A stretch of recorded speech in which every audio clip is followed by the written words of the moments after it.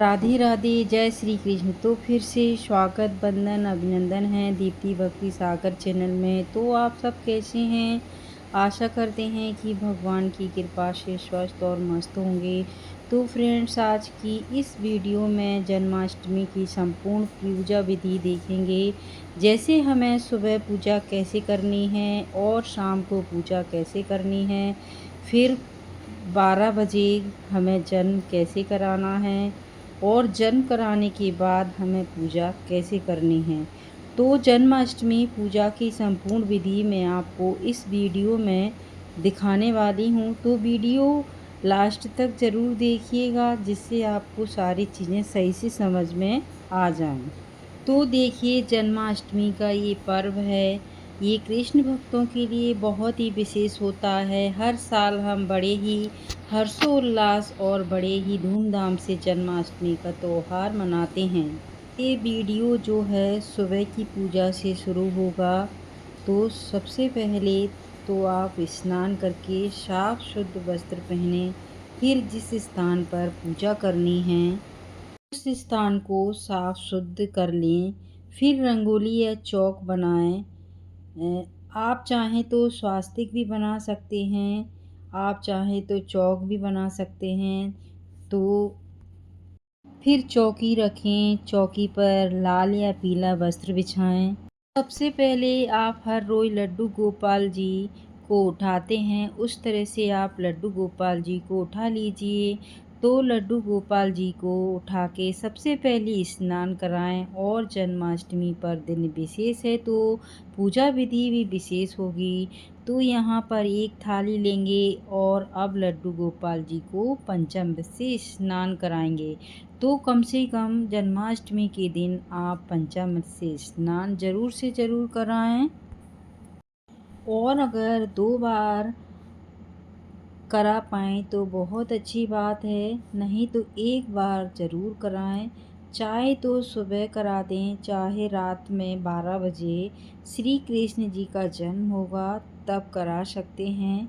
यहाँ पर जल से फिर पंचामृत से शुद्ध जल से मैं लड्डू गोपाल जी को स्नान कराऊंगी। तो जन्माष्टमी के दिन मैं दोनों टाइम लड्डू गोपाल जी को स्नान कराती हूँ। इसके बाद हम लड्डू गोपाल जी का अंग पोंछ लेंगे। और ये जो स्नान का जल है तो ये पंचामृत बन गया है, तो सभी इसे ग्रहण कर सकते हैं। अब देखिए, लड्डू गोपाल जी को सुबह शाम दोनों टाइम नई पोशाक पहनानी चाहिए। वैसे तो ना हो तो कोई बात नहीं, एक तो आप नई पोशाक ज़रूर पहनाएं। और ज्वेलरी वगैरह आप नई लेकर आए हैं तो दोनों टाइम नई पहना दें, वरना ज्वेलरी अगर पुरानी है तो पुरानी ही पहना सकते हैं। इसके बाद हम एक शुद्ध घी का दीपक प्रज्वलित कर लेंगे। मैंने यहाँ लड्डू गोपाल जी को विराजमान कर लिया है। और इसके बाद लड्डू गोपाल जी को तिलक कर लेंगे, अक्षत समर्पित करेंगे। और अगर आपके पास फूल हैं सुबह की पूजा के लिए तो आप फूल भी समर्पित कर सकते हैं, वरना आप बिना फूलों की भी पूजा कर सकते हैं। और भोग प्रसाद आप सुबह ही बनाकर रख लीजिए, डेकोरेशन वगैरह दिन में ही कर लीजिए।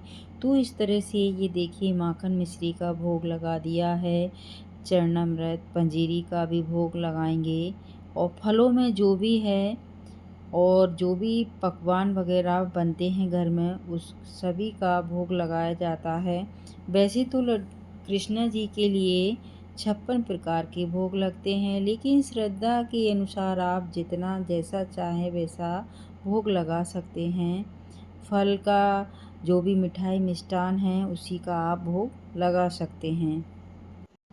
तो देखिए, अब हम लड्डू गोपाल जी को धूप दिखाएंगे।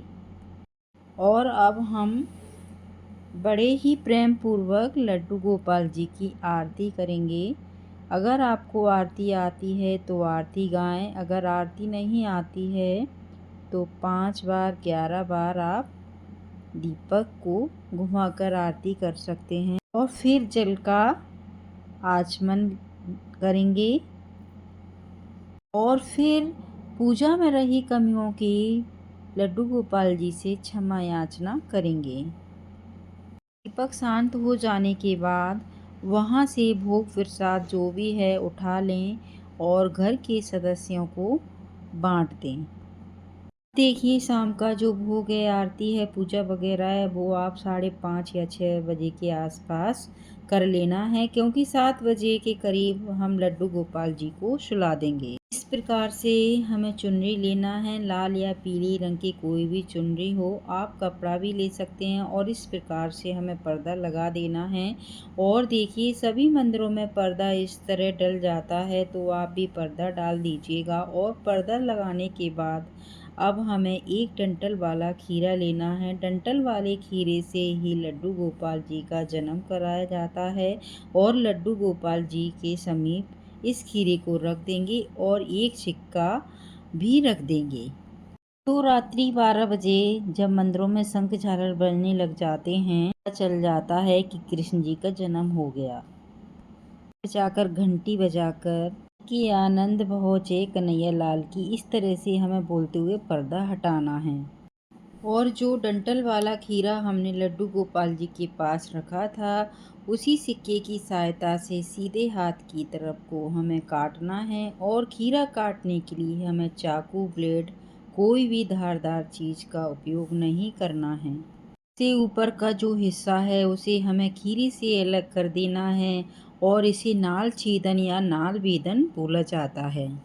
तो ये खीरे से कटा हुआ ऊपर वाला हिस्सा होगा, इसे किसी गमले की मिट्टी में दबा देना है। सिक्का आप अपने पास रख लीजिए और खीरा जब हम पूजा करेंगे तो पहले भगवान का भोग लगाएंगे।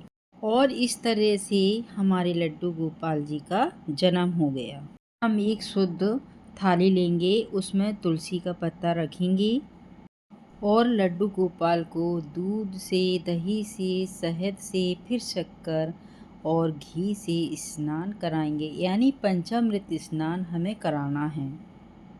देखिए, आपके पास अगर लड्डू गोपाल हैं तो बहुत अच्छी बात है, अगर नहीं है तो आप जन्माष्टमी के दिन लड्डू गोपाल घर पर ला सकते हैं।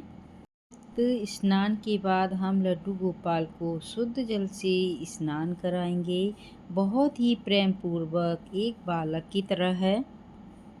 और इसके बाद हम लड्डू गोपाल जी को बहुत अच्छे से पहुँच लेंगे। और ये जो जल है पंचामृत वाला, तो ये अब चरणामृत बन गया है, घर में सभी सदस्यों को बांट देंगे। देखिए, जब भी हम कोई पूजा करते हैं तो सबसे पहले गणेश जी को विराजमान करते हैं, तो यहाँ हमने छोटी सी चौकी लगाकर गणेश भगवान को भी विराजमान कर लिया है। तो स्नान का भाव रख के हम जल छिड़क लेंगे, फिर गणेश भगवान जी को तिलक लगाएंगे, लड्डू गोपाल जी को तिलक लगाएंगे और साथ में जो गौ माता हैं उनको भी जल छिड़क के उनको भी तिलक लगाएंगे। और तिलक करने के बाद फिर गणेश जी को अक्षत चढ़ाएंगे, लड्डू गोपाल जी को अक्षत चढ़ाएंगे और गौ माता को भी अक्षत चढ़ाएंगे। भगवान गणेश जी को वस्त्र के भाव रखते हुए कलावा समर्पित करेंगे और यहाँ गणेश भगवान जी को लाल पुष्प समर्पित करेंगे और अपने लड्डू गोपाल जी का सुंदर सा श्रृंगार करेंगे। अब देखिए, मैंने श्रृंगार कर लिया है अपने लड्डू गोपाल जी का। आप देख सकते हैं कितने मनमोहक, कितने सुंदर लग रहे हैं लड्डू गोपाल। यहाँ पर हमने अपने लड्डू गोपाल जी को विराजमान कर लिया है।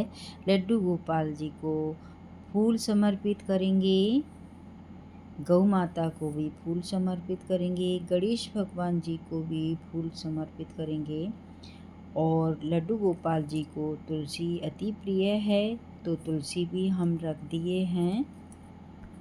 तो देखिए, अब लड्डू गोपाल जी को माखन मिश्री का भोग लगाएंगे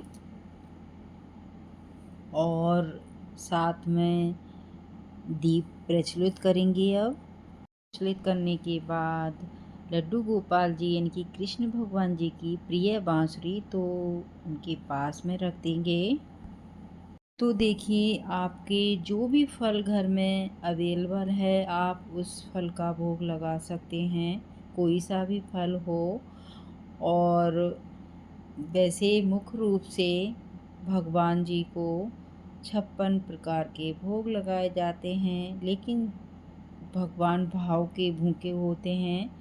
आप किसी भी मिठाई मिष्ठान का जो भी आपके पास है, घर में पकवान या मिष्ठान जो भी बनाए जाते हैं, आप उसी वस्तु का भोग लगा सकते हैं। तो यहाँ देखिए, मैंने लड्डू ले लिए हैं और पंजीरी है, चरणामृत है। और गणेश जी को तुलसी दल नहीं चढ़ाया जाता है, तो उनके लिए अलग से भोग लगाया गया है।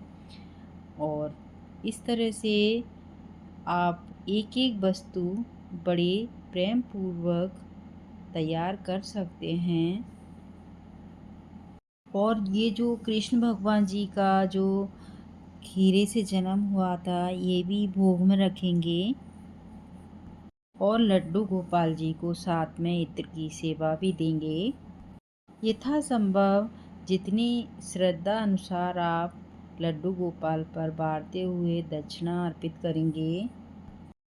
और इसके बाद हम लड्डू गोपाल जी को धूप दिखाएंगे। गणेश भगवान को, लड्डू गोपाल जी को, गौ माता को, और बड़े ही प्रेम पूर्वक अब हम आरती करेंगे। आरती श्री कुंज बिहारी की, श्री गिरधर कृष्ण मुरारी की। आरती करने के बाद हम जल का आचमन करेंगे। और आचमन करने के बाद भगवान जी से पूजा में रही कमियों की क्षमा याचना करेंगे। और कुछ समय बाद दीपक शांत होने के बाद आप इस भोग प्रसाद को घर में सभी सदस्यों को बांट दें। और अब कन्हैया जी को झूला झुलाएंगे। और कुछ लोग झूला पहले झुलाते हैं, कुछ लोग पूजा करने के बाद में झुलाते हैं।